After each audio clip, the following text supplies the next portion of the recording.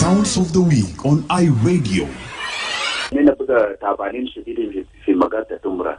Asa na kul masha asa leshar ma fi ajab kulusu u ma fi akil zato u zato mishkala bita moya ma fi akil ma fi u baden zat nas ma garin te fi zara fi kalamar ta insecurity de nas garin bat fi melwai tuk zato ma fi u dawa zato ma fi u moya zato ma fi ajat kitir ma fi una zat ma garin fi bitoman mashamada alkan wadi May 2021 ya asa mashamada safi amtar gari kutubu nas u yal tabanin u nas kubanin za tabanin yani na gari na kor fasila hukuma bitana ta national government u nas algarin bas masor bitana so aja da ne na gari na kor shadi da ne na wani skatir u mafia ai yan tekerat mafia anan da buga tabanin shadi da asa suk mafia uza ta bulgo sukar wal sabun buga mafia sukul makful so ya ne na gari na wadi sor bitana na puna ne fitumbra fi kartelekia.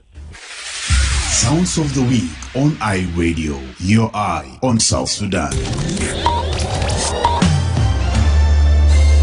Live from Juba, on air and online. This is iRadio News.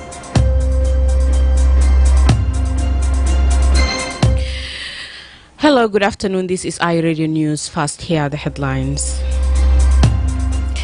A Catholic priest in western Equatoria's Tambra town has described the situation in the area as miserable following the closure of the only market in the area due to the deteriorating security in the county. Medical experts have revealed that nearly 10% of South Sudanese have hepatitis B and another 9.1% have hepatitis C, a situation they described as concerning.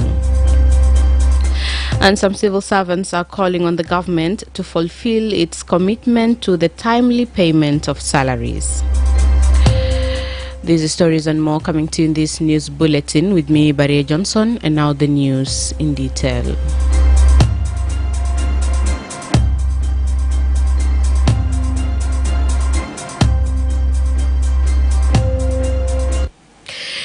A Catholic priest in western Equatoria's Tambra town has described the situation in the area as miserable following the closure of the only market in the area due to the deteriorating security in the county. Santino Wise says the closure of the Tambra market more than a month ago has caused a severe humanitarian impact. He says the market was shut down due to the deteriorating security situation in Tambra County, which has left residents struggling to access essential goods like food, medicines, and other daily necessities. Wise says that with the market closed, local families are reportedly facing shortages, high prices, and growing desperation.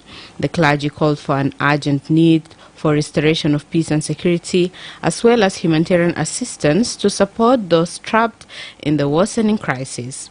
Priest Santino Wise of the Catholic Diocese of Tambra, Yambio, spoke to iRadio this morning from Tambra town. Nina buga tabanin shididin fi magata tumra. Asa na kul masha asa leshar ma fi ajab kulusu u ma fi akil zato u zato mishkala bita moya ma fi akil ma fi u baden zat nas ma garin te fi zara fi kalamar ta insecurity de nas garin bat fi melwai tuk zat ma fi u dawa zat ma fi u moya zat ma fi ajat kitir ma fi una zat ma garin fi bitoman mashamada alkan wadi May 2021 ya asa mashamada safi amtar gari kutubu nas u yal tabanin u nas kubanin za tabanin yani na gari na kor fasila hukuma bitana ta national government u nas algarin bas masor bitana so aja da ne na gari na kor shadi da ne na wani skatir u mafia ai yan tekerat mafia anan da buga tabanin shadi da asa suk mafia u za ta bulgo sukar wal sabun buga mafia sukul makfur to ya ne na gari na wadi sor bitana.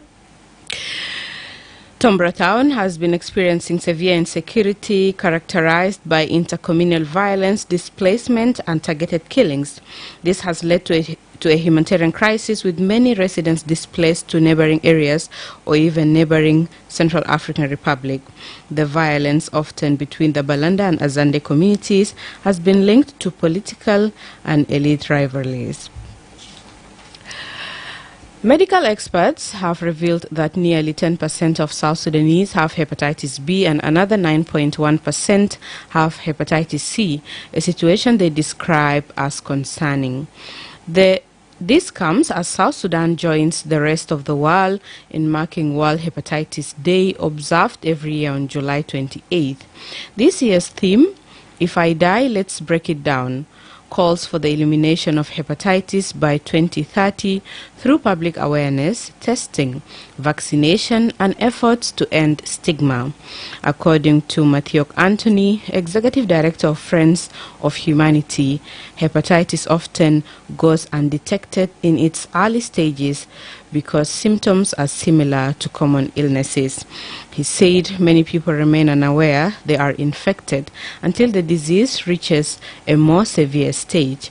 Mathiok cited global reports showing that South Sudan has some of the highest hepatitis prevalence rates in the region, 9.9% for hepatitis B and 9.1% for hepatitis C. He spoke on iRadio's Zone 72 youth program over the weekend. The current research that is already the hepatitis B, a report published by a global report, is in South Sudan we have 9.9 for hepatitis B and we have 9.1 for hepatitis C. So it means the prevalence are very high commonly for that purpose. And because of the communal life of a way, the head marking, tattooing, and then the tooth removal for the community, and the communal ways of circumcision for the communities that are circumcising the boys. So these are ways of how hepatitis has been easily transmitted, and it become a way why it is very common in our country. He said transmission of hepatitis B and C occurs mainly through infected blood, unprotected sex, childbirth, and unsafe practices like sharing needles or razors. While hepatitis A and E are linked to contaminated food and water, while hepatitis D occurs only in people already infected with hepatitis B. Dr. Ambrose Anthony, another medical doctor, said the spread of hepatitis is also driven by traditional practices such as sacrifice, communal use of sharp tools, and poor infection control in both health facilities and communities. He blamed the government for failing to provide the birth dose of the hepatitis B vaccine, which he said is critical in protecting newborns from lifelong infection. The last message is to the government, like to try to put priorities, one of their priorities in hepatitis, because it's going to raise up and up and up, and a lot of cases in facilities having the cases, and we are suffering a lot in the hospitals and clinics and all these things. You know, our brothers and our sisters are suffering from hepatitis because maybe they don't know anything about it, or maybe because the government is not taking care of it. Some civil servants are calling on the government to fulfill its commitment to the timely payment of salaries. A primary school teacher in Juba, who identified himself only as Abu Jaz, is urging the government to honor its commitment to timely salary payments for civil servants. He emphasized that salary should be disbursed consistently on the 24th of each month, in line with earlier government pledges. According to Abu Jaz, South Sudan has resources including oil, gold, and domestic revenue, which he believes should be efficiently utilized to prioritize salary payments for teachers and other public sector employees. economic class akan waat شهر لجنوبي كل يوم 24 شهر وشهر مرتبات بكونتي حتى اين يوم كماسا انا بقى في زملاء بتاعي اتو يسالف يوم 24 فياتو الكونتي اللي ما الزملاء بتاعي كل ما صرف كان في هيلث ولا كان في وين كل ما صرف كان في قوانين زي كل ما صرف وده واحد الكلام من نائب رئيس مسؤول ثاني زول بتاع economic class لا يوم 24 هذا في برودكشن بتاع اويل يزيدوا في ريفينيو في انما الذهب. In Yambio, a member of the organized forces who identified himself as Matata has joined his voice urging the government to honor its salary commitment to civil servants. He stated that civil servants must be paid on time. Matata further said that the delays in salary payment disrupt local economies, highlighting that without salary, there will be no cash in the market. He called on the government to take swift action to ensure that payments are made regularly as promised. Oh, Maya, there's a way. Look, and this second, my audio, Maya. Mamungan and it's all about the catcher begay or Saturn begay and mass gurus regal. I bang the bombs local gross mass, good mass. Gurus at the time go away. Yanama will dine more than with University Lano, Kalam or not master is that so that or master for Gurus Lano, Mamungan. Yes, Kalam de Agua and Nakab. Lama Tabanana. Ana scary. Maya mas nabo ko jidi ani nabo drum no ko betana mo ya mun jila beta Maya. You are listening to iRadio Afternoon News. A human rights activist has criticized the South Sudan National Legislative Assembly for prioritizing foreign affairs over urgent domestic issues as Parliament meets today to discuss regional reports. Ter Manyang, a South Sudanese human rights advocate, expressed concern over the legislative's body agenda, which included the presentation of two major reports. According to the Monday's parliamentary sitting, Charles Majak Aler Deng, head of delegation to the Forum of Parliaments of the member states of the International Conference on Great Lakes Region, will present a fact-finding mission report on the violence and armed conflict in the Eastern Democratic Republic of Congo between July 2023 and March 2025. Lawmaker Luca Peter, member of the Committee on Water Resources and Irrigation, will present a report on the 2025 Regional Innovative Stakeholder Forum in Nairobi, Kenya. Reacting to the parliamentary focus, Termanyang stated, and I quote, "It's puzzling when national legislative bodies focus on foreign issues or events that may not be directly relevant to the country's most pressing problems. The fact that South Sudan Parliament is discussing a report on the conflict in the DRC instead of addressing the ongoing economic hardship, insecurity and violence within the country is concerning." End quote. He went on to say unresolved domestic challenges, including insecurity in Juba, persistent economic instability, and human rights abuses that he says are not being addressed. Manyang further criticized the parliament for what he described as avoiding sensitive national issues and becoming increasingly disconnected from citizens' lived realities. And finally, the Director General of Civil Registry and Immigration has urged the public to process their own identity documents and warned that any police officer caught handling documents on behalf of others will be arrested. The warning follows reports that some police have been involved in processing identity documents for individuals. Major General Ilya Costa, the Director General of Civil Registry, Nationality, Passport and Immigration, said the practice is a violation of the law and officers involved will face disciplinary action. He also cautioned the public against being misled by brokers or police officers into using shortcuts to obtain documents. He said this will reduce the misuse of passports and nationality certificate cards. He made the remarks during iRadio's Don't Show this morning. لو في أرانيك بيبيعوها برا ده طبعا مخالفة طبعا يعني نحن عارفين في سماسرة بيقى كتار في أي حاجة في جنوب هنا فده كله من ضمن حاجات نحن قاعدين نحارب ونحن برضه بنطلب من المواطنين أنه كل زول يجي يعمل حاجات بتاعه برا تعال خش جوا الحوش بتاع الجوازات ما تشتري برا عندنا مكتب خاص فده مسؤولية برضه برجع للمواطنين بتاعنا يعني عشان ما نفتح باب أنه يكون في سماسرة في النص هنا يمشي يشيل من هنا يمشي بيه برا للمواطنين بسعر زيادة فعندنا مكتب خاص به فكل زول يجي يحصل عليه. التوجيه بتاعي لسادة دبات بتاعي ودبات صف أنه مهمة بتاعنا نسهل مهمة الشغل بتاع مواطن لما يجي لازم يسهل له شغل بتاعه لكن ما يكون خارج القانون. التسهيل ما يكون خارج القانون.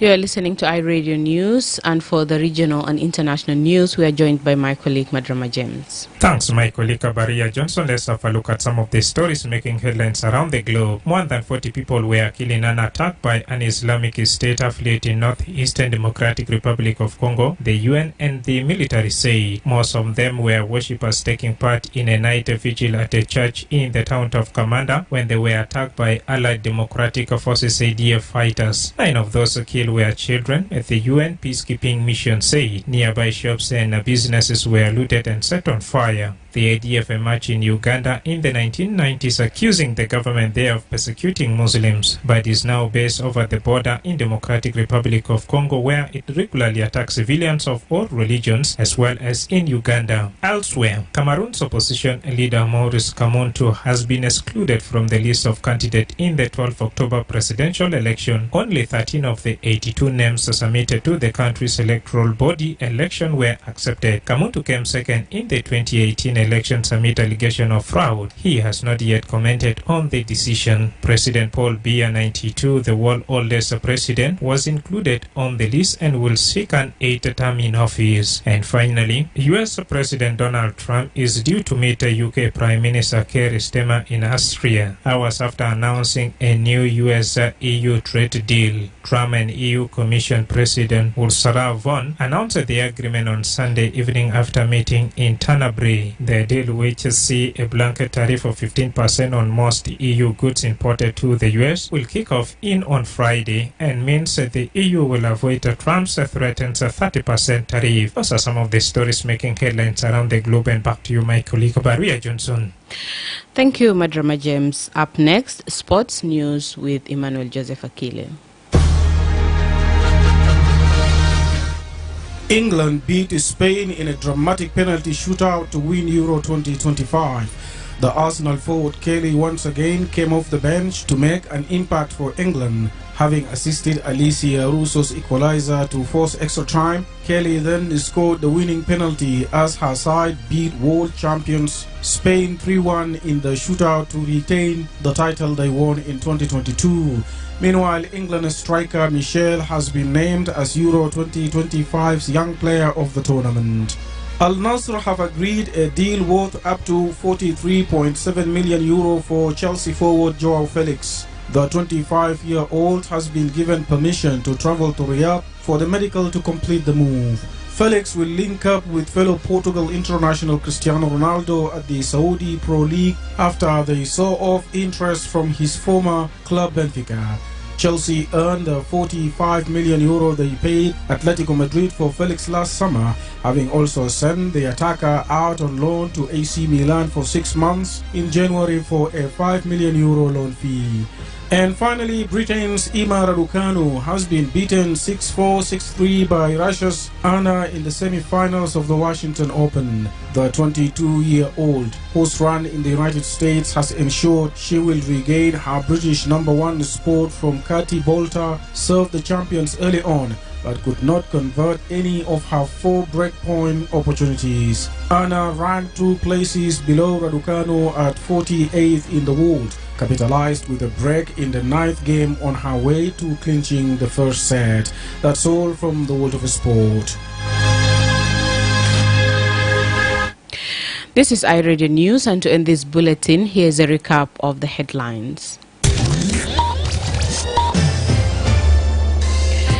A Catholic priest in Western Equatoria's Tambra town has described the situation in the area as miserable following the closure of the only market in the area due to the deteriorating security in the county.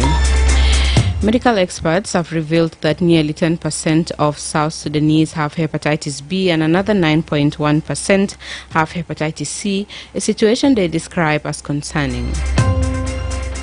And some civil servants are calling on the government to fulfill its commitment to the timely payment of salaries. That's the end of iRadio Afternoon News. If there is a story or an event you would like iRadio to cover or report about, please send us a text message on +211 925 287870. It's also our WhatsApp number. Follow us on X at iRadio Juba, like our Facebook page iRadio, subscribe to our YouTube channel at iRadio South Sudan. You can also visit our website and listen to us online at www.iradio.org. Stay tuned for the news in Arabic at 1:30. I am Baria Johnson. Thank you for listening.